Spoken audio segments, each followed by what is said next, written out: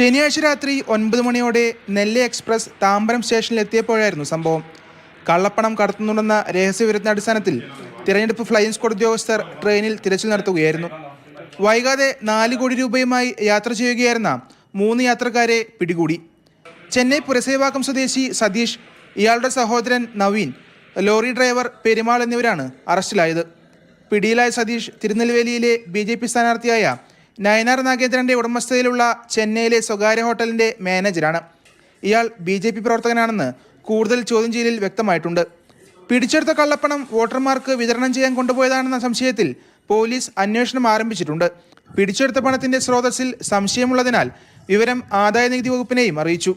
പണം പിടികൂടിയതിന് പിന്നാലെ നയനാർ നാഗേന്ദ്രന്റെ ബന്ധു മുരുകന്റെ ചെന്നൈ സാലിഗ്രാമത്തിലുള്ള വീട്ടിൽ ഇന്ന് രാവിലെയോടെ തിരഞ്ഞെടുപ്പ് ഫ്ലൈയിങ് സ്ക്വാഡ് ഉദ്യോഗസ്ഥർ റെയ്ഡ് നടത്തി. അതേസമയം കള്ളപ്പണം പിടികൂടിയ സംഭവം BJPക്കെതിരെ രാഷ്ട്രീയ ആയുധമാക്കുകയാണ് DMKയും അണ്ണാ DMKയും. മാതൃഭൂമി ന്യൂസ്, ചെന്നൈ.